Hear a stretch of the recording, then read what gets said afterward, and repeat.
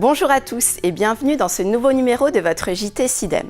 Une fois de plus, vous saurez tout sur l'actu du syndicat mixte. Voici le sommaire. La fin de l'année, c'est toujours l'occasion de dresser un bilan. Un audit financier du SIDEM a notamment été réalisé. Serge Stark, président du syndicat, nous dit tout. Zoom sur le métier d'André Yeager. Il occupe la fonction d'opérateur multiflux au centre de tri de Folquemont. Il nous présente toutes les facettes de son métier. C'est aussi la période des fêtes de fin d'année et elle est accompagnée de ses nombreux déchets, papier cadeau, emballage de jouets, etc. Cindy vous dit que faire de ces déchets dans la minute du tri. Vous les voyez circuler toute l'année sur le secteur, les véhicules verts du SIDEM. Mais saviez-vous qu'ils roulent grâce au tri de vos biodéchets? On vous explique tout. D'ailleurs, que pensez-vous de ces nouveaux véhicules respectueux de l'environnement? Nous sommes allés à votre rencontre pour vous poser la question. Et enfin, nous ferons le point sur l'opération Les Mercredis du Verre, sur la collecte des lunettes usagées et nous découvrirons les grands gagnants du concours de selfie lancé le mois dernier. Bientôt la fin de l'année, c'est l'occasion de dresser un bilan, notamment de la situation financière du SIDEM. Un audit a été réalisé sur plusieurs mois par la société PwC. Dans le contexte actuel, Serge Stark, président du SIDEM, nous en explique les détails. L'audit financier a en réalité été demandé en 2014 suite à des problèmes de financement du SIDEM liés à la transition entre investissement et exploitation. À quel problème le SIDEM a dû faire face en 2014 ? Donc il s'est avéré que on se retrouvait face à un manque à gagner ou à un surcoût, je dirais, dû à une période de démarrage qui était un peu trop importante, des problèmes administratifs parce qu'on n'arrivait pas à écouler nos jus, des problèmes de quantité parce qu'on n'avait pas collecté l'ensemble des déchets, etc. Donc on s'est retrouvé avec un déficit, entre guillemets, de 12 millions d'euros. 2 ans plus tard, la société PwC réalise un audit financier du SIDEM. Quel est le bilan de cette analyse financière ? L'audit financier n'a fait ni plus ni moins que d'approuver notre situation actuelle. Tout ce qu'on nous a dit, on le savait déjà. Et donc, je tiens à le répéter, ils nous ont confirmé que ce qu'on a mis en place était dans les clous, qu'on est actuellement sur la bonne ligne et que fin 2017, on n'est jamais à l'abri d'un revers quelconque, mais si on continue comme aujourd'hui, on sera exactement où on avait prévu d'être en 2015 quand on a lancé cette opération d'appurement, entre guillemets, et donc on est sur la bonne voie. Une dette pèse tout de même sur les épaules du SIDEM depuis son lancement. À quoi correspond-elle et s'est-elle réduite grâce à l'activité du syndicat ? Il est important de parler de cette dette résiduelle, parce qu'en fait, ces 80 millions d'euros correspondent à une dette qui a servi à faire des investissements dans le SIDEM. Donc, qu'est-ce qu'on a acheté pour 80 millions d'euros? Un peu plus, puisque ça c'est le résiduel. On a mis en place 3 centres de transfert. On a mis en place 3 centres de tri optique des sacs, Sarreguemines, Forbach et Fouquemont. On a mis en place la méthanisation de Morsbach. On a mis en place le méthaniseur de déchets verts à Sarreguemines. On a toute notre flotte de véhicules. On a toutes les installations, les bacs, etc., tout ce qui nous sert à traiter ces déchets. Et la dette de 80 millions dont je parlais tout à l'heure au 1er janvier de l'année en cours de 2016, je peux déjà vous dire au jour d'aujourd'hui qu'au 31 décembre, elle ne sera plus que de 77 millions. Plusieurs intercommunalités du secteur ont changé leur système de contribution en passant de la redevance à la taxe.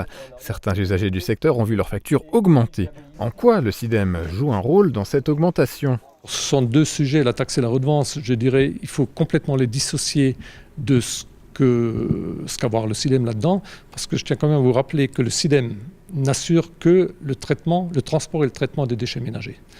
Il y a dans la partie frais des déchets ménagers, vous avez toute la partie collecte qui est assurée par l'Interco, il y a la gestion des déchetteries et il y a d'autres investissements qui sont faits par les Interco qui ne concernent pas du tout le SIDEM. Le SIDEM, il faut le savoir, demande à l'Interco 95 € par habitant, par an. Et ensuite, c'est à l'Interco de rajouter ses frais de fonctionnement, de collecte, de gestion des déchetteries, etc. Face aux investissements nécessaires à la construction d'infrastructures de tri et de retraitement des déchets, le SIDEM a dû mettre en place une tarification exceptionnelle lissée sur 3 ans. L'année dernière, en 2015, ce sont les usagers qui ont vu leur tarif augmenter de 1,35 €.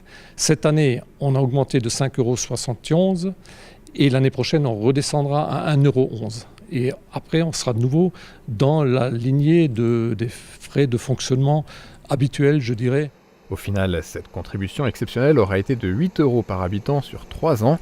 À l'horizon 2022, elle sera entièrement prise en charge par le SIDEM, l'activité du SIDEM ayant alors permis de réduire le montant de la dette. Il est chargé de récupérer vos sacs bleus, verts et oranges afin de les redistribuer dans les bons centres de tri, de traitement et de valorisation. Il s'agit de l'opérateur multiflux. C'est le métier que l'on a choisi de vous présenter ce mois-ci. André Jäger l'exerce depuis la mise en service des centres de tri multiflux. Il nous explique ses missions. Tel un chef d'orchestre, André Jäger coordonne tout le circuit des sacs multiflux. Ses missions comprennent l'arrivée des déchets, le tri des sacs de couleur et leur livraison dans les structures de retraitement adaptées.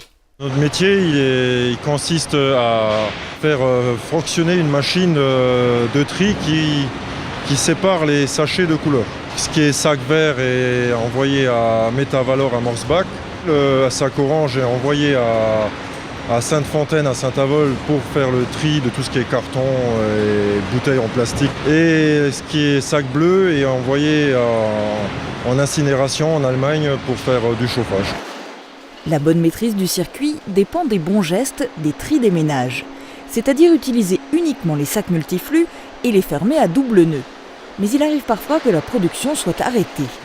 Si on récupère un drap ou de la ficelle de paysan ou tout ce qui s'accroche, ça génère des lianes qui commencent tout petit et après ça donne une espèce de chaîne où ça prend tout ce qui est autour, les sacs, ils sont fixés dessus. Ça oblige à un arrêt de production où on est obligé d'intervenir et sortir justement cette liane. La vigilance est donc l'une des qualités requises pour exercer ce métier, mais pas seulement. Comme qualité, il faut déjà être autonome, savoir faire de la maintenance, être débrouillard, avoir le sens de l'observation. Donc moi j'ai mes idées, je formalise ça et après je fais part à la hiérarchie pour voir si ça leur plaît, on en discute, peut-être eux ils ont d'autres suggestions et sur un échange on arrive à faire pas mal de choses comme ça. André Jäger a participé à l'ouverture du centre de tri de Folquemont en 2013. Pour lui, la recherche et l'innovation sont essentielles pour assurer la valorisation des déchets ménagers sur du long terme. Je vous en parlais dans un précédent JT. Une collecte de lunettes a été effectuée sur le secteur. Ce sont finalement 1652 paires de lunettes qui ont été collectées par le SIDEM, au siège, mais aussi par le biais des permanences, dans les écoles, dans les communes et en partenariat avec Tri d'Union. Celles-ci seront remises prochainement à l'association Lunettes sans frontières, pour approvisionner les populations de pays en voie de développement, en Europe, en Afrique, en Asie et en Amérique du Sud, en lunettes correctrices et en lunettes de soleil. Les fêtes de fin d'année approchent également. Les décorations, les cadeaux sous le sapin, la bûche en dessert, mais aussi les emballages de jouets et le papier cadeau. Ils font partie des déchets de Noël. Où les jeter, comment les trier? On retrouve Cindy un lendemain de soirée. Elle nous dit tout dans ce nouvel épisode de la Minute du Tri.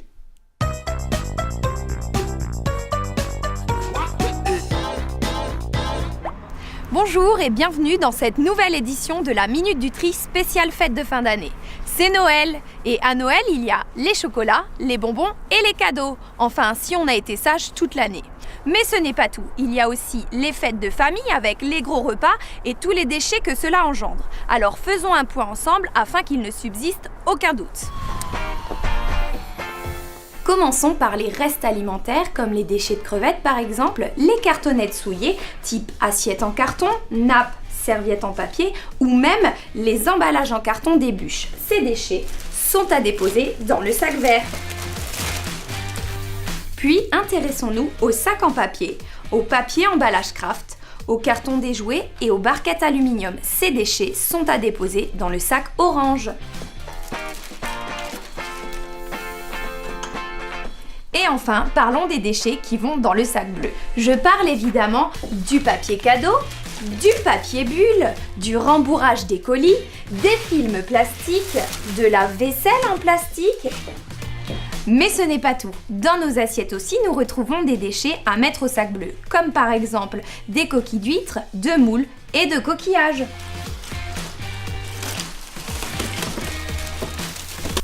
Et surtout, ne pas oublier de ramener les bouteilles en verre ou ça. Je veux voir si vous avez bien écouté lors de notre première entrevue. Oui, au conteneur à verre avec les bocaux et les pots en verre. Voilà quelques gestes simples de nouvelles habitudes à prendre pour préserver notre environnement et nos ressources naturelles, quelle que soit la période de l'année. Bon, je vous laisse. Il me reste encore quelques courses à faire et quelques chocolats à acheter.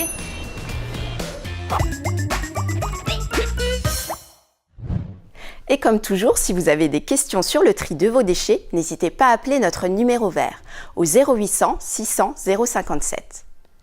Vous les voyez circuler sur le secteur, ce sont les véhicules du SIDEM. Toute la flotte roule grâce au biométhane, créé à partir de vos biodéchets et produit par Metavalor. On fait le tour du parc automobile du SIDEM. Véhicules légers, porteurs, remorqueurs, camionnettes, poids lourds et super lourds, ce sont 50 véhicules SIDEM qui circulent sur le secteur, tous approvisionnés par le même carburant, le biométhane.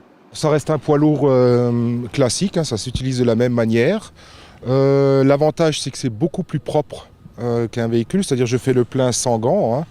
Je n'ai pas de résidus de gasoil sur les mains, il n'y a pas d'odeur gênante. L'avantage, c'est qu'il y a beaucoup moins de vibrations, beaucoup moins de bruit, c'est beaucoup plus confortable à rouler. Enfin, pour moi, j'ai autant de plaisir à conduire un véhicule diesel que ce véhicule au gaz.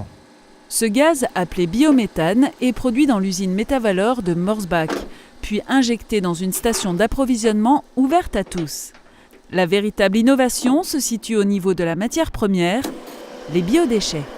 À ma connaissance, on est vraiment précurseur en France pour faire la collecte des déchets avec les véhicules gaz. En plus d'être respectueux de l'environnement, l'absence de particules est un réel avantage. Les conducteurs étant souvent amenés à rester à côté du véhicule à mi-régime lors d'opérations de collecte, ce système ne présente aucun danger pour leur santé. Je suis vraiment ravi de pouvoir rouler avec un biogaz, avec cette énergie complètement renouvelée en fait, parce que on n'utilise pas du tout d'énergie fossile. Donc au niveau carbone, c'est totalement en adéquation avec mes convictions. Et je trouve que c'est vraiment une solution qui devrait être appliquée de manière plus générale. Une solution complète avec une production et un approvisionnement maîtrisé qui permet au SIDEM de circuler sur tout le secteur.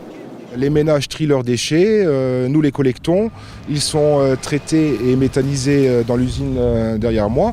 Et au final, on fait le plein des véhicules, donc la boucle est bouclée. Et vous, ces nouveaux véhicules plus respectueux de l'environnement, vous intéressent-ils ? Et puis, que pensez-vous du système de fonctionnement des véhicules du SIDEM ? Nous sommes allés dans les rues de Folquemont pour vous poser la question. On regarde. Faire du carburant avec des déchets verts, je trouve ça super écologique et très très bonne idée. C'est bien quand même, c'est sûr quoi, parce que je vous dire, moi j'ai 3 enfants à la maison, j'ai 2 chiens, je vous dirais les déchets qu'on génère, les déchets qu'on a et qu'on génère à la maison, c'est phénoménal. C'est vrai que sur l'instant T, si on arrive à en faire quelque chose, c'est mieux. C'est une très bonne idée, parce que des déchets, il y en a pas mal. C'est parfait, c'est vraiment... je pense que c'est l'avenir de toute façon, c'est ce qu'il faut qu'on fasse. Les élèves du territoire ont pu participer à une nouvelle opération, les Mercredis du Verre, qui a démarré le 16 novembre. À travers des ateliers, des jeux, ils ont appris à reconnaître les différents types d'emballages en verre, les intrus et surtout à les trier correctement. Ils ont aussi signé la charte d'engagement du bon trieur, une journée ludique plutôt appréciée par les élèves. Et enfin, il est temps de découvrir les grands gagnants de notre concours de selfie. L'opération qui consistait à se prendre en photo devant un conteneur à verre a été lancée sur notre page Facebook en novembre. Un grand bravo à tous les participants pour leur contribution.